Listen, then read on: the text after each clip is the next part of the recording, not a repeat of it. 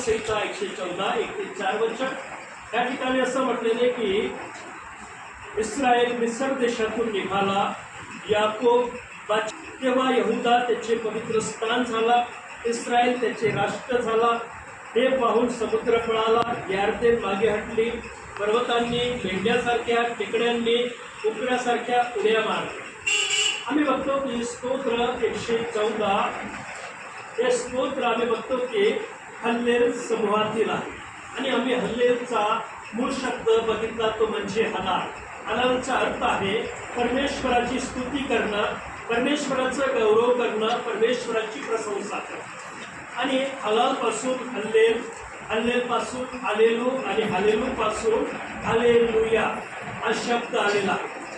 आणि हे स्तोत्र 113 ते 118 हे स्तोत्र असं म्हटलेलं आहे की बल्लांगण सण, आम्ही बघतो की पेंटेकोस्टचा सण, त्याच्यानंतर आम्ही बघतो की प्रकाशाचा सण, याला आम्ही बघतो की हनुकाचा सण म्हणतो किंवा मंडपाचा सण म्हणतो। या सणामध्ये हे स्तोत्र आज बी इस्रायल लोक गात असतात। आणि परमेश्वराने इस्रायल प्रजेला मिस्राच्या गुलामगिरीतून 400 वर्षानंतर असं म्हटलं की सोडवलं, त्यांची सुटका केली।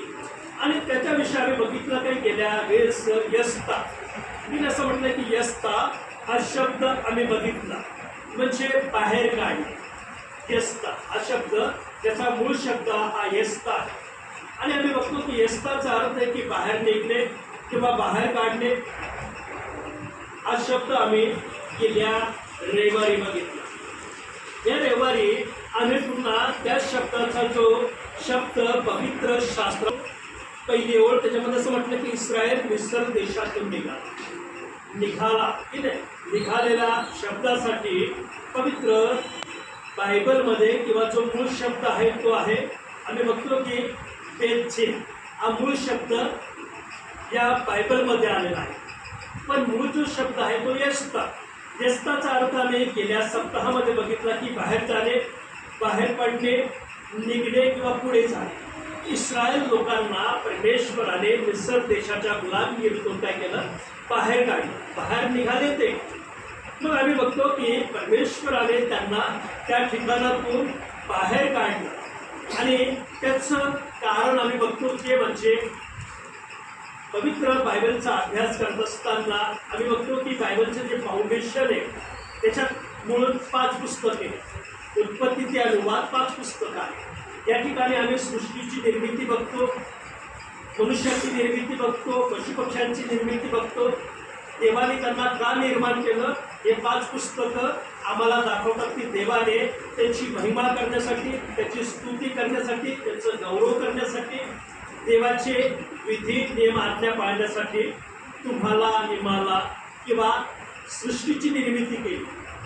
मग आम्ही सृष्टीचं पाप, जगात मूळ पाप कुठून आलं बायबल आम्हाला सांगते। असं म्हटलं की मूळ पाप आल्यानंतर मनुष्य पापात पडल्यानंतर देवाने त्यांची सुटका करण्यासाठी काय केलं, आम्ही बघतो की एक पवित्र पुरुषाची निर्मिती निवड करत गेला। जसं आम्ही बघतो की आदामाला शेत झाला, शेतला अनोत झाला आणि त्याच कुळात आम्ही येतो तेव्हा अब्राम, इसहाक आणि याकोबाला आम्ही बघतो। आणि आम्ही बघतो की परमेश्वराने अब्रामासाठी करार केला। असं म्हटलं की जेव्हा त्यांनी बली दिली तो झोपला, असं म्हटलं की अंधकाराने त्याला व्यापले आणि जेव्हा जाग आली तेव्हा असं म्हटलं की त्याने जे पशु किंवा पक्षी देवाला अर्पण केलं त्याच्यातून आग निघत आहे। आणि परमेश्वराने अभिवचन दिलं की तुझे वंश इस्रायल राष्ट्रामध्ये 400 वर्ष बंदिवासात जातील आणि 400 वर्षानंतर परमेश्वर एक राष्ट्र, एक समुदायाची निर्मिती करून त्यांना मिस्र देशातून बाहेर काढा। मग त्या शब्दासाठी, त्या शब्दाला या ठिकाणी आम्ही बघतो की निघाला, पण इब्राणीमध्ये काय म्हटलं की बेतझेल, म्हणजे बेतझेलचा अर्थ काय तोच आहे जो आम्ही यस्तामध्ये बघितला, म्हणजे बाहेर जाणे, बाहेर पडणे, निघणे, पुढे जाणे किंवा बाहेर आणणे किंवा मुक्त करून बाहेर पडणे। बेतझेल, बेतझेलला जर आम्ही गिबिट्रामध्ये बघितलं तर असं म्हटलं की बेतचा जो पिक्टोग्राफचा अंत आहे तो आहे 10, स्तादिकचा आहे 90, अलेफचा 1 आणि तावचा 400। आम्ही बघतो की 400 अंक होता। सगळ्यांना जर जोडलं तर 400 होतात, किंवा आम्ही बघतो की आपलं सगळ्यांना जोडलं तर 493 होतात, ठीक आहे. आम्ही बघतो की स्तेदाला 101 येतात. याला इब्रानी कल्चरमध्ये किंवा इब्रानीमध्ये कोणता अर्थ दिला नाही. पण जर आम्ही 493ला जर प्लस केलं, ठीक आहे, 4 अधिक 9 अधिक 3 केलं तर 16 होतं. 1 अधिक 6 केलं तर 7. 7 काय परिपूर्णतेचा अंक आहे. आणि परमेश्वर शुभ करार किंवा आम्ही बघतो की जी करार अब्राहमसंगती केलं त्याचं स्मरण त्याला राहतं.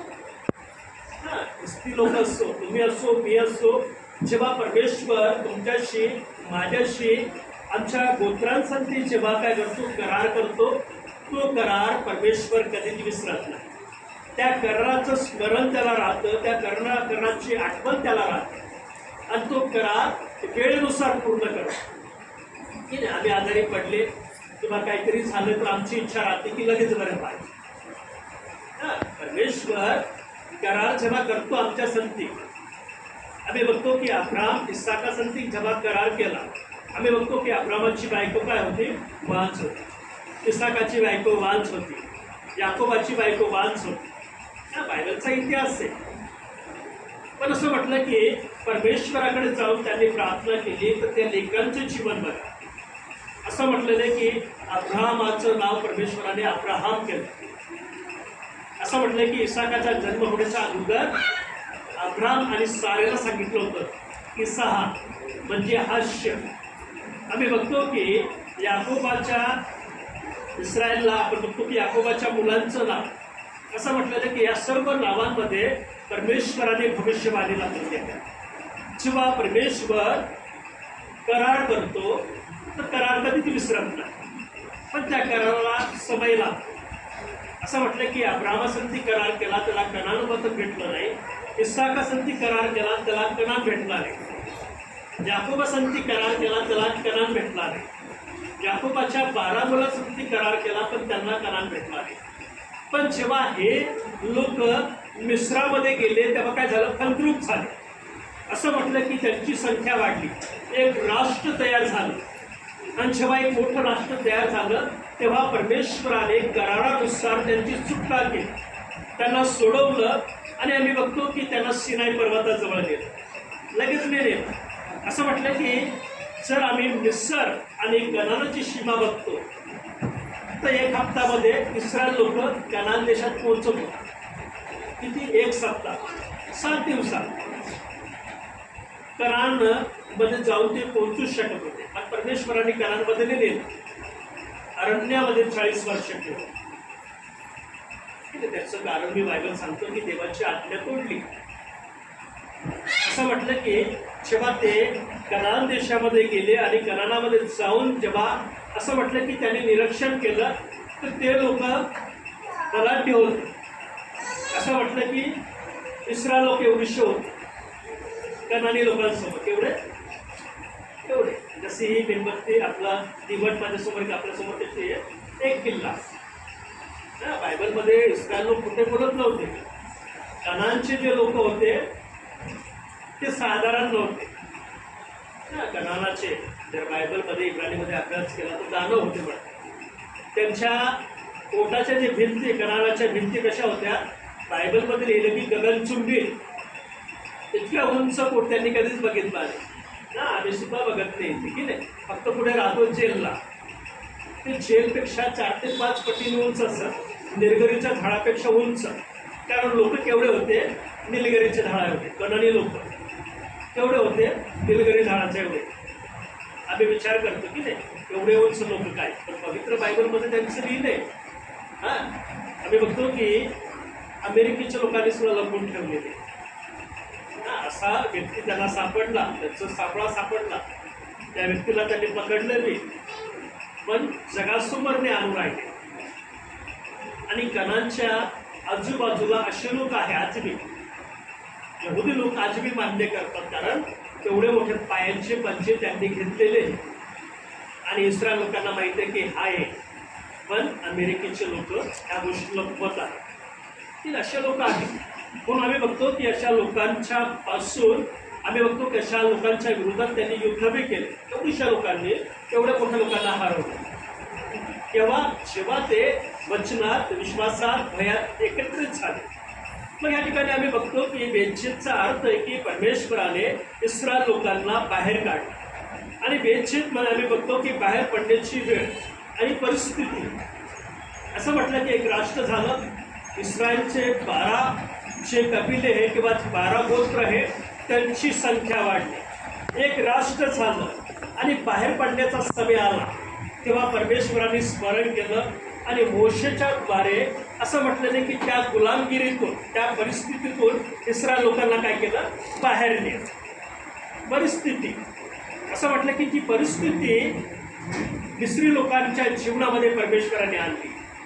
मिस्री लोक इस्रायल लोकांचा छळ करत आहेत, त्यांच्याकडून काम करून घेते. त्या परिस्थिती जेव्हा निर्माण झाली तेव्हा देवाने सोडवलं, उगीचने सोडवलं. आमच्यावर थोडीशी परिस्थिती चेंज होती. आम्ही भविष्यभक्ती आणि आरोग्य देणारा सोडत करतो की नाही. परिस्थिती, परमेश्वराला आमची स्थिती माहिती. परमेश्वर परिस्थितीनुसार आमच्या जीवनात कार्य करतो.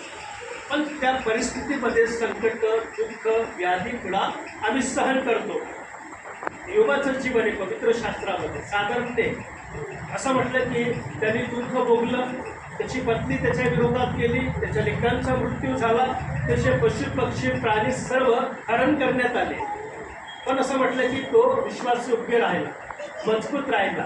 त्याच्यानंतर परमेश्वराने त्याला फलद्रूप केलं. मग तुम्हाला आणि मला फलद्रूप करण्याचा समय आम्ही येऊ देत नाही. ठीक आहे, आम्ही स्वतःहून एखाद्या सेवकाला बोलवतो, एखाद्या भविष्यवक्त्याला बोलवतो, चमत्कार करणाऱ्याला बोलवतो. आमची स्थिती, त्या परिस्थितीला परमेश्वर जेव्हा आणतो आम्ही त्या स्थितीमध्ये टिकणं गरजेचं आहे. वचनात असो, विश्वासात असो, प्रार्थनेत असो, सहभागीतेत असो. आम्ही ह्या चारही स्थितीमध्ये जेव्हा मुळावले जातो तर आमचा मार्ग परमेश्वर मोकळा करतो. आणि इस्रायल लोकांसाठी हा मार्ग तेव्हा मोकळा झाला जेव्हा ती स्थिती निर्माण झाली. आणि असं म्हटलं की त्या स्थितीत परमेश्वराने त्यांना बाहेर काढलं. म्हणून जेव्हा आम्ही ह्या वचनांमध्ये बघतो की मिस्र देश की ना गुलामगिरीत होते आणि आम्ही बघतो की त्या स्थितीमध्ये परमेश्वराने त्यांना स्वातंत्र्याच्या मार्गावर काढले, त्याची सुटका केली. आम्ही बघतो की आमच्या भारताला स्वातंत्र्य होऊन 80 वर्ष झाली. आज आम्ही आमच्या इच्छेने मतदान करू शकतो की कोणी आम्हाला गच्ची बनवतो, चला ह्याच्यावर मार सांगतो का, काय कराल तुम्ही? हा, सर्वजण घरात त्यालाच होतं स्वातंत्र्य. इस्रायल लोकांना ते स्वातंत्र्य नव्हतं मिस्रामध्ये. त्या स्वातंत्र्यातून देवाने त्याची सेवा, त्याची भक्ती, त्याचं गौरव करण्यासाठी बाहेर काढलं. म्हणून आम्ही बघतो की या ठिकाणी आम्ही जेव्हा वाचतो त्या ठिकाणी असं म्हटलं की परमेश्वर आपल्या लोकांना गुलामगिरीच्या अवस्थेतून बाहेर काढून त्याच्या उद्देशाच्या प्रवासाला. इस्रायल लोकांना काय काढलं परमेश्वराने? परमेश्वराचा उद्देश, परमेश्वराचा मार्ग, परमेश्वराची इच्छा पूर्ण करण्यासाठी तुम्हाला आणि मला परमेश्वराने या ठिकाणी कशाला आणलो? किती आणलं की नाही? आम्हाला या ठिकाणी आणण्याचा उद्देश देवाची की आम्ही आमच्या परिवाराने, आमच्या लेकरांनी देवाची इच्छा पूर्ण करा. उगीचने आणलं मंडळीमध्ये. नामधारी ख्रिस्ती सगळे नरकात जाईल. बाळक लोक सांगत जेव्हा आमची 36 जिल्ह्यांची एक मिटिंग राहायची, त्याच्यातून माझा नंबर, पुणे जिल्ह्यातून माझा नंबर निघाला. एक म्हणे, एक बाळक मला सांगतो मी बिशप आहे, मला सोडून तुम्हाला कशाला निवडतो? ते सांगितलं देवाला माहीत मला कशाला निवडतो. आणि त्या बाळकांना मी स्पष्ट सांगायचं असं की अशीशी घटना आहे, मंडळी शिकवा. आम्हाला म्हणे बाळासाहेब आमचे मंडळीचे लोक आम्हाला आता मारून निघून जाईल, मी आणि माझा परिवार आहे चर्चमध्ये. नाही, सांगितलं पाहिजे. मी जर सांगत नाही, तुम्हाला आणि मला देवाने त्याची इच्छा पूर्ण करण्यासाठी इथे आणले. त्या लोकांची इच्छा नाही. चांगला व्यक्ती श्रीमंत आहे, गरीब आहे, भेदभावाचा नाही प्रश्न. देवाची इच्छा काय? आम्ही, आमचा परिवार, आमचे लेकरं देवाच्या भवनात असावं. आम्ही आमच्या परिवाराने देवाचे विधी, देवाचे नियम, देवाच्या आज्ञा पूर्ण करावं, यासाठी की आमचा परिवार आशीर्वादित होईल, आमचं गोत्र आशीर्वादित होईल. जर आम्ही आमचे लेकरं जर जिवंत नाही, आम्ही काय सांगतो की मुलगा कुळाचा काय आहे? बात मुलगाच नाही जन्माला आला. आमच्या तर मुली आहे ना, मुली तर आहे, पण आमचे मुलं मुली झाले नाही. परमेश्वर त्यांना नाही आशीर्वादित करतो. त्यांना जन्माला येणार आहे सर्व लेकरं पुढे जाईल. आज करा देवाची इच्छा. त्या ठिकाणी तुमची माझी निवड केली, इस्रायलची उगीच निवड नाही केली. अब्राहम सारा परमेश्वरासोबत राहिले. इसहाक राखेल असं म्हटलं की इसहाक आणि रिबिका देवासोबत राहिले. आम्ही बघतो की याकोब त्याच्या पत्नी देवासोबत राहिले, याकोबाचे लेकरं देवासोबत राहिले. म्हणून आम्ही बघतो की एक आशीर्वादित देश या जगामध्ये आहे, ज्याच्याजवळ विधी नियम आज्ञा आहे. जगात कोणाकडे नव्हते, शिकले कोणाकडून? इस्रायल लोकांकडून ना. जे संविधान लिहिलं ते बायबलप्रमाणे आहे. पण आज का सांगतात आमच्या व्यक्तीने लिहिलं, कुठून लिहिलं त्या व्यक्तीने माहीत नाही लोकांना. बायबल असं म्हटलं की त्यांनी विश्वास ठेवला पण स्वीकार नाही केला. कुठून आलं?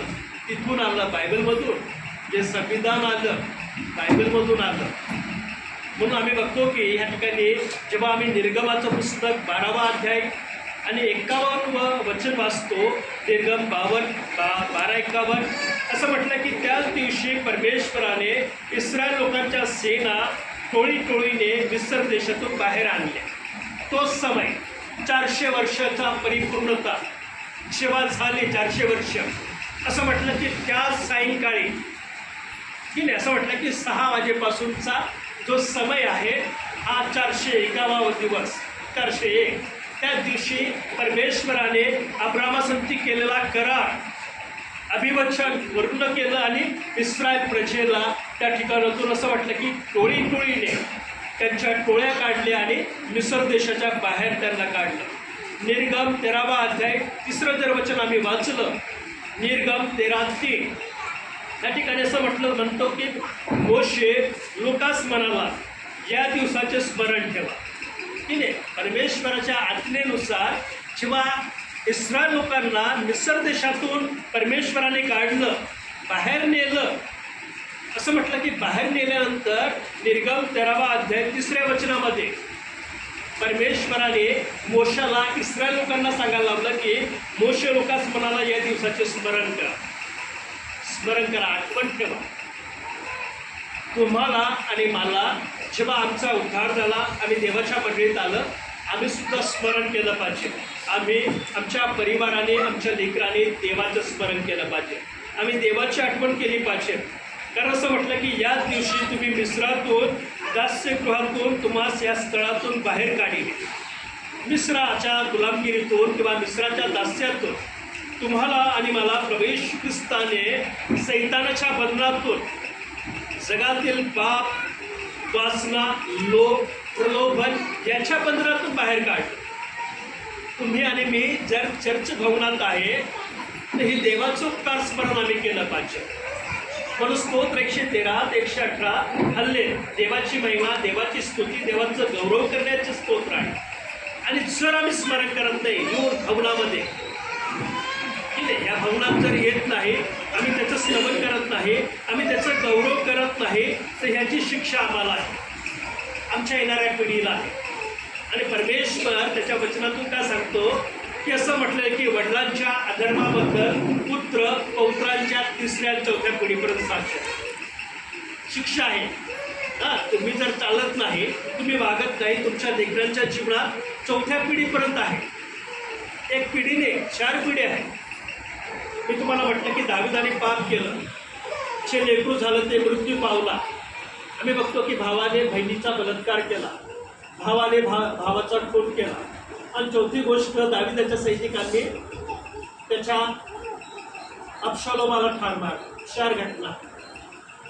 म्हणून जगताय सांगतो मी 4.3, त्यांना माहिती आहे बायबलमध्ये काय लिहिले. बायबलप्रमाणे 4 पट शिक्षा आहे ना. तुमच्या लेकरांना, तुमच्या पुत्रांना, तुमच्या परिवारात शिक्षा नाही पाहिजे तर तुमचे लेकरं कुठे पाहिजे? सर्व परिवार इथे पाहिजे, बाहेर नाही. आमचे लेकरं ऐकत नाही, आमचे लेकरं येत नाही, बसत नाही, ही जिम्मेदारी तुमची आहे. आम्ही देवासमोर नाही सांगू शकतो. जजसमोर उभं राहा, ते झाकलून देतो. वकील ऐकून येतो पण जज ऐकत नाही. आम्ही जजसमोर उभा राहिला, वकीलला सुद्धा बोलू देत नाही. आम्ही टेलिव्हिजनवर जे पिक्चर बघतो ते नाही चालत. रिअल जीवनामध्ये आम्ही जजला सांगायला गेलं तर जज झाकलून देतो, उभंच करत नाही. तुमचा आणि माझा मुक्तिदाता आज वकील आहे.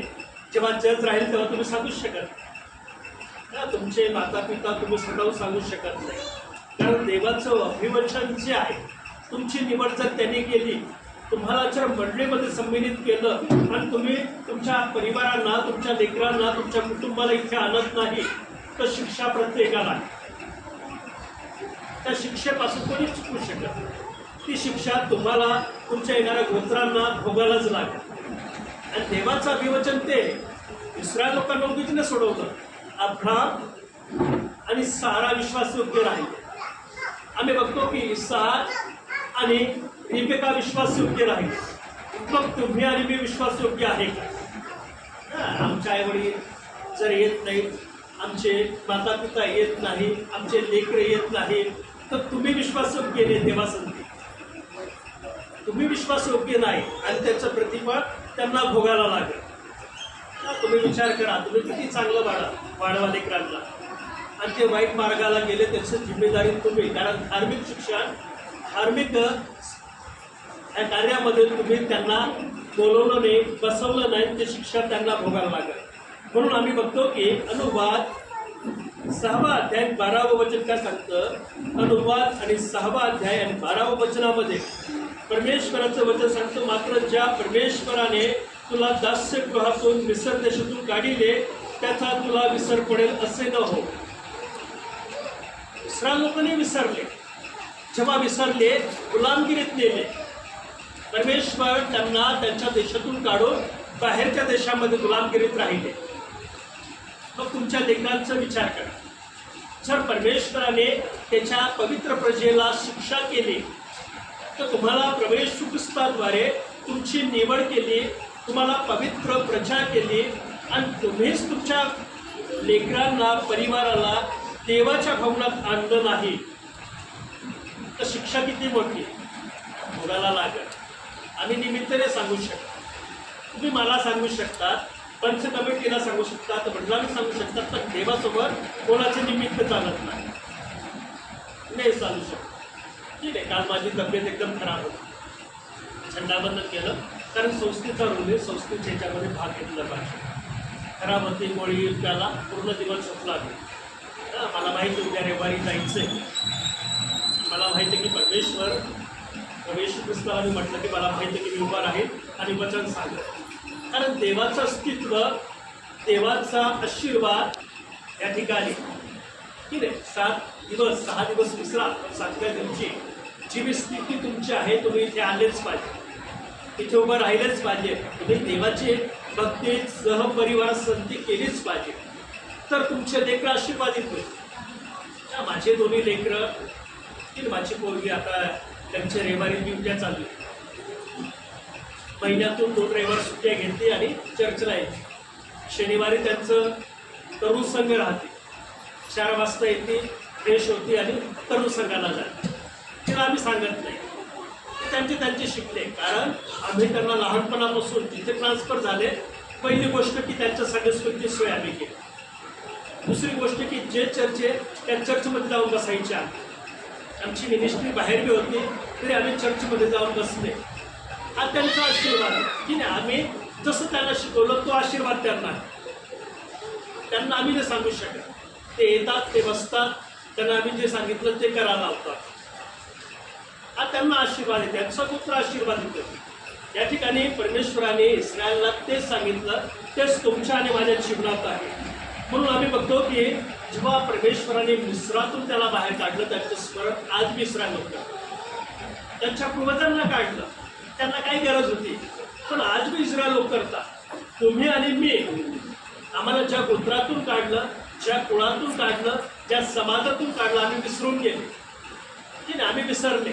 आमचे लेकरं कसे बी चालू, आमचे लेकरं चर्चमध्ये आले तरी चालत, पण शिक्षा किती भयंकर आहे. आम्ही विचार नाही करत. आशीर्वाद आहे. आई वडील त्यांचा परिवार जर इथे आहे तर आशीर्वाद आहे. आई वडील आहे, लेकरं नाही तर आशीर्वाद नाही. तुम्ही विचारच करा काय होणार आहे. बायबलप्रमाणे शिक्षा त्या येणाऱ्या गोत्राला भोगायलाच लागेल. म्हणून परमेश्वर तुम्हाला आणि मला या ठिकाणी असं म्हणतो की अनुवाद 26 आणि 8 वचनामध्ये, अनुवाद 26वा अध्याय 8व्या वचनात परमेश्वर म्हणतो, तेव्हा परमेश्वराने समर्थ भाऊने व हात उघारून आणि भयंकर उत्पात व चमत्कार दाखवून आम्हास मिस्र देशातून बाहेर आणले. की ह्या ठिकाणी आम्ही साक्ष ऐकतो. मोशे इस्रायल लोकांना सांगतो, ज्या परमेश्वराने त्याच्या सामर्थ्याने हात उगारून भयंकर चिन्हे केले, मिस्र देशामध्ये जे चमत्कार केले ते साधारण नव्हते. आम्ही बायबल असंच वाचतो. असं म्हटलं की मिस्र देशाचे 10 देव जे चमत्कार केले ना मिस्रामध्ये. पेडू काय होता, इस्रायल लोकांना मिस्र देशाचा देव होता. नील नदी देवी होती. जे उभा आहे ते देवी देवता आहे त्यांचे. आम्हाला काय वाटलं असं जे पेड आहे ते 10 देवता होते. मिस्र देशाचे मुख्य सर्वात मोठा देव बोकड. आम्ही जो तारा सांगितलं, तारा कशाला लावून देत नाही, ते चिन्ह आहे बोकडाचं 5 कोणावाला. एक तर 6 कोणे घे, एक तर 7 कोणे घे, ते लावा. आम्ही तारा जेव्हा सिम्बॉल लावतो ना, हे संतीच घेऊन येतो त्याला. यात्रा आहे, जे यात्रा आहे, या रात्रीमध्ये या यात्रांमध्ये यांच्यामध्ये नका फिरू. की नाही, आम्ही सांगतो यात्रा आहे रात्री फिरा, हे रात्री फिरा. जे सण रात्रीचे फिरू नका. कारण जेव्हा आम्ही जातो ना तेव्हा प्रत्येक जण एक जण संगती घेऊन येतो. आणि मग घरामध्ये काय चालतं, भानगडी, मारामारी, लेकरांचं वेगळ्याकडे राहतो. बायबल सांगतं अंधाराची सत्ता, अंधारात जाऊ नका, अंधारामध्ये हिस्सा घेऊ नका, भाग घेऊ नका. पण देवाच्या भक्तीमध्ये, देवाच्या आराधनेमध्ये, देवाच्या गौरवामध्ये काय करा, भाग घ्या. परमेश्वर जसं इस्रायल लोकांसाठी चमत्कार केलं तसंच तोच परमेश्वर तुमच्या आणि माझ्या जीवनासाठी, आमच्या परिवारासाठी, आमच्या लेकरांसाठी चिन्ह चमत्कार केला. त्याला कोणी रोखू शकणार नाही. जर आम्ही विश्वासयोग्य आहे, आमचे लेकरं विश्वासयोग्य आहेत तर परमेश्वर काम करत. आणि आम्हीच विश्वासयोग्य नाही तर आमच्या परिवारामध्ये किती चांगले वक्ते आहेत. मी काय सांगतो, कारण हे बायबलचं वचन सांगतो. त्यात परमेश्वराने जे लिहिलं ते. कारण जर तुमचा ह्याच्यावरच विश्वास नाही तर परमेश्वर कसा काय चमत्कार करतो. तुमची देवासंगती सहभागिता नाही तर परमेश्वर चमत्कार कशाला करणार, नाही करणार. कारण बायबलचं वचन हे देवाचं वचन. ते वचन प्रभू येशू ख्रिस्त आहे, जो जिवंत देह धारण करून तुमच्या आणि माझ्या पापासाठी त्यांनी रक्त सांडवलं. त्या परमेश्वराच्या विरोधात आम्ही काम करतो. आणि हे काम सैतान आमच्याकडून करून घेतो आणि आम्ही सैतानाला जागा देतो. तो सैतान आमच्याकडून करून घेतो जेव्हा आम्ही सैतानाला जागा देतो. म्हणून आम्ही बघतो की परमेश्वराने आपल्या लोकांना सामर्थ्य, हात पसरलेले बाहू आणि मोठी चिन्ह, अद्भुत कार्य करून सोडवलं. ते साधारण नाही. अब्राहमाला सांभाळलं, इसाकाला सांभाळलं, याकोबाला सांभाळलं, त्याच्या गोत्रांना जर सांभाळलं आणि आज ते सांभाळत आहे. त्यांचा जो परमेश्वर आहे तोच परमेश्वर तुमचा आणि माझा आहे. तुमची आणि माझी सुटका तो काय करणार नाही. तुम्हाला आणि मला, आमच्या गोत्राला आशीर्वाद तो का देणार नाही, का देणार नाही, हे आम्ही विचार केला पाहिजे. जर आमचे लेकरच नाही, आमचा परिवारच नाही तर आम्हाला आशीर्वाद काय देईल. आमच्या हाताला, आमच्या कामाला यश देणार नाही. योबाविषयी सैतान का सांगतो परमेश्वराला, तू त्याच्या घराच्या चारी बाजूला काय केले, कुंपण बांधले. सैतान योबावर, त्याच्या संपत्तीवर, त्याच्या लेकरांवर हल्ला का करू शकत नव्हतं. कारण योब आपल्या परिवारासोबत देवासोबत होता. आणि परमेश्वराला तो सांगतो कुंपण काढ त्याचं. जेव्हा कुंपण काढलं तेव्हा आम्ही बघतो की त्याचे मुलं मेले, त्याचे जनावर पशु हरण करून नेण्यात आलं. तेव्हा जेव्हा परमेश्वराने कुंपण काढलं, परमेश्वराला सांगतो कुंपण काढ. परमेश्वराला सांगतो योब जे बी कामामध्ये हात घालतो तू त्याला यश देतो. असं नाही वाटलं की त्यातला यश, त्याच्याने यश भेटलं. परमेश्वराला तो सांगतो की जे बी काम योग करतो त्याला तू आशीर्वादित करतो, प्रत्येक कामाला तू बरकत देतो. हे योगाचं जीवन जिवंत उदाहरण पवित्र शास्त्रामध्ये. सैतान योगाविषयी साक्ष देताना काय म्हणतो, कुंपण घातलं, त्याचा सांभाळ, त्याच्या परिवाराचा सांभाळ तू करतो, त्याचे गुरुढोर पशुपक्षींचा आशीर्वादित करतो. योग जे बी काम हातात घेतो त्याला आशीर्वादित करतो. आणि जे बी काम हातात घेतो तो आशीर्वादित का होत नाही? आम्ही चुकत नाही की नाही, कुठेतरी आम्ही चुकत नाही. आम्हाला जे नाही करायचं ते आम्ही करतो, जिथे नाही जायचं तिथे आम्ही जातो, जिथे नाही बसायचं तिथे आम्ही बसतो, जे नाही खायचं ते आम्ही खातो. आशीर्वाद नाही. असं म्हटलं की पहिलं स्थान परमेश्वराचं आहे आणि आज मी इस्रायल लोक पहिलं स्थान ते मला देत, त्याच्यामुळे ते आशीर्वादित आहे. म्हणून आम्ही जेव्हा मिद्रासमध्ये बघतो, मिद्रासमध्ये असं म्हटलेलं आहे की बाहेर पडणे ही केवळ सुरुवातीची घटना नसून संपूर्ण स्तोत्राच्या धारणेचा कथेचा प्रवेश बिंदू. बाहेर पड इस्रायल लोकांना परमेश्वराने मिस्र देशातून बाहेर काढलं साधारण गोष्ट नाही. इतिहासामध्ये असं म्हटलं की तारणाचा केंद्रबिंदू की नाही, तुम्हाला आणि माझा तारणाचा केंद्रबिंदू वधस्तंभ आहे की नाही. हा वधस्तंभ जिथे संपूर्ण जगातील गोत्रांसाठी येशू ख्रिस्ताने त्यांचं रक्त अर्पण केलं, हा केंद्रबिंदू ख्रिस्ती मंडळीचा केंद्रबिंदू येशू ख्रिस्त. आमचा केंद्रबिंदू बदलून गेला. आमचा केंद्रबिंदू कुठून झाला? भविष्यवक्ते, चमत्कार करणारे दास, त्यांच्याकडून निघणारे भविष्यवाणी. आमचा केंद्रबिंदू हा आहे. याच्या नावात आरोग्य भेटतं, याच्या नावात सैतान आम्हाला स्पर्श करत नाही, त्याला विसरून गेलं आणि सैतानचं नाव घेतलं. आम्ही बायबल कॉलेजला असताना पंच्याण्णव 96ला नागपूरला असताना एक सेवक आहे नागपूरमध्ये, आज वयस्कर असेल तो. असं म्हटलं की देवाने त्याला दुष्टात्मे काढण्याचं स्पेशल दान दिले. जर एखाद्याच्या घरात दुष्टात्मा घुसला आहे आणि तो व्यक्ती त्या पाकाकडे गेला तर त्या व्यक्तीच्या घरामध्ये दुष्टात्मा घुसला तो निघून जातो, कारण त्या दासाचा संबंध देवासंगती एवढा आहे, तो आजही गर्व करत नाही. आम्ही जिवंत साक्ष ऐकली त्यांची की देवाने असा व्यक्ती सांगितला गेला, माझ्या घरात एखाद्याला दुष्टात्मा लागला आणि मी त्या पाळकाकडे गेला, त्या पाळकाकडे पोहोचण्याच्या अगोदर दुष्टात्मा पळून जातो. त्याचं कारण देवासंगती त्याचा संबंध. तुमचा आणि माझा संबंध, तुमच्या माझ्या परिवाराचा संबंध कसा आहे? आमचा तारणाचा केंद्रबिंदू प्रवेश ख्रिस्त आहे, ज्याचं स्मरण तुम्हाला आणि मला मरुस्तोपर्यंत करायचं आहे. तुम्ही असो, तुमची पत्नी असो, तुमचे लेकरं असो, त्यांना स्मरण पाहिजे या गोष्टीचा. म्हणून जेव्हा आम्ही प्रभू वचन घेतो हेच आम्ही विसरतो.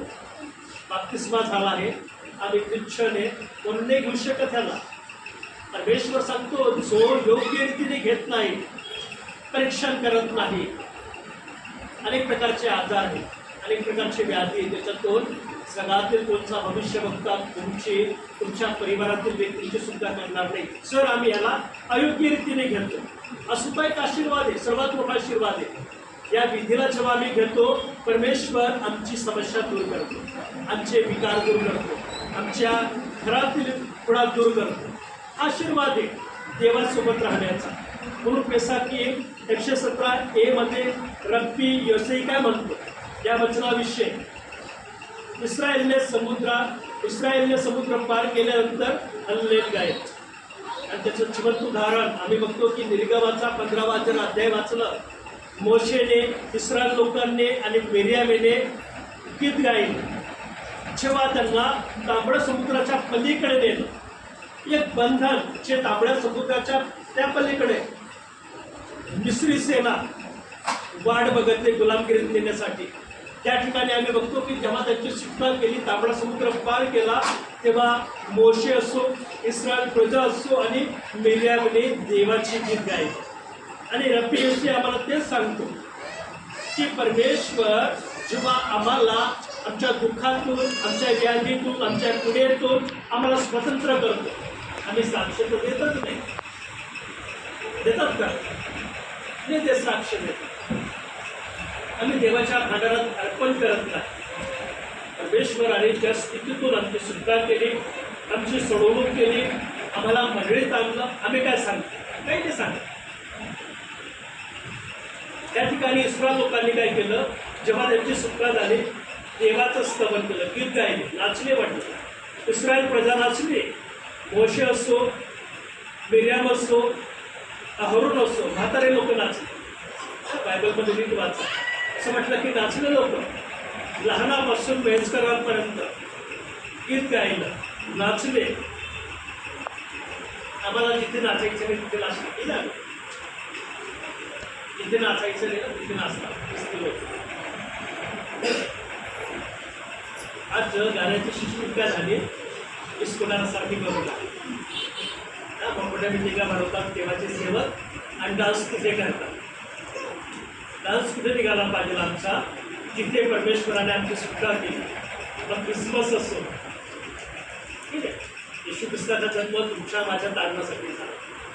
येशू ख्रिस्ताचा मृत्यू तुमच्या माझ्या पापांची सुटकावण्यासाठी झाला. येशू ख्रिस्ताचा जन्म तुम्हाला मला त्याच्या राज्यात घेऊन जाण्यासाठी झाला. तिथे नाचलं पाहिजे. आणि जिथे नाही नाचायचं, खूप नाचतात लोक. आणि सांगतो आम्ही आशीर्वादित झालो आणि घरामध्ये तसून तशी कंडिशन. त्याला आशीर्वाद ते म्हणा. माझे मित्र लोक मला खूप रेस्पॉन्स करतात. त्यांना माहिती आहे बाळासाहेब आले का आमची सर्व काढून टाक आणि ते काढून टाक.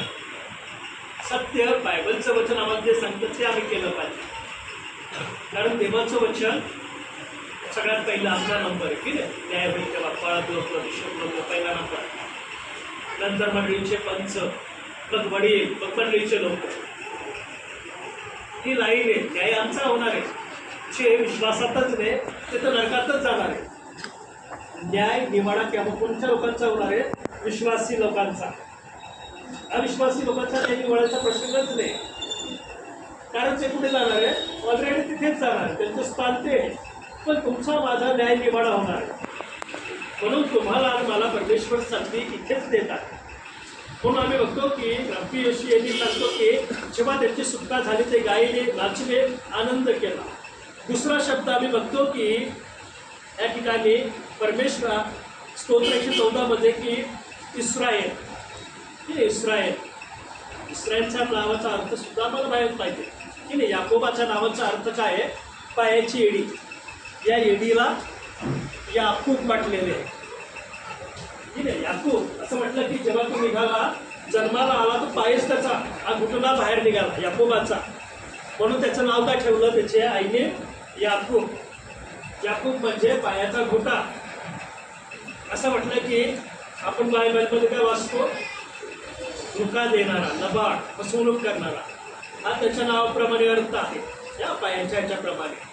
म्हणून आम्ही बघतो की त्या ठिकाणी आम्ही वाचतो की इस्रायल, इस्रायल याचं नाव जेव्हा आम्ही बघतो उत्पत्ती याचा 32वा अध्याय 28 वचनमध्ये जेव्हा मी वाचतो, उत्पत्ती 32 आणि 28 मध्ये त्या ठिकाणी देवाच्या वचनात काय म्हटलं की यावर तो त्यास म्हणाला की नाही. परमेश्वराने याकूबाला म्हटलं यापुढे तुला याकूब म्हणणार नाही तर इस्रायल म्हणतील, कारण तू देवाशी व मनुष्याशी नेटाने झगडून जय पावला.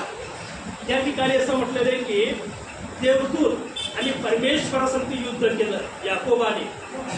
केव्हा? असं म्हटलंय की जेव्हा त्याने आपल्या सासऱ्यापासून आपल्या वडिलांकडे जात असताना असं म्हटलं की आपल्या गुरुढोरांना त्याच्यानंतर आपल्या लेकरांना पुढे पाठवल्यानंतर एका ठिकाणी तो प्रार्थना करत आहे. याकोब प्रार्थना करत आहे. असं नाही म्हटलेलं की येऊन प्रत्यक्ष याकोब प्रार्थना करत असताना स्वर्गदूत आला. असं म्हटलेलं की त्याची प्रार्थना थांबत नव्हती. असं म्हटलं की रात्रभर तो गुडघ्यावर प्रार्थना करत आहे. प्रार्थना करत असताना स्वर्गदूत आला आणि त्याच्यानंतर परमेश्वर आला. त्याच्या प्रार्थनेचं उत्तर पाहिजे त्याला. कारण आम्ही बघतो की त्याचा भाव त्याची वाट बघत नाही, ठीक आहे. भावाचा जन्माचा हिस्सा कोणी हिसकावला? याकोबाने. जो आशीर्वाद योसेफाला पाहिजे होता, ठीक आहे. असं म्हटलं की त्याचा भाऊ एसाव त्याची वाट बघते, माझ्या भावाचा खून करते. त्याचे वडील वाट बघते, माझा पुत्र येईल. पण सर्वात मोठी अडचण काय आहे? एसाव.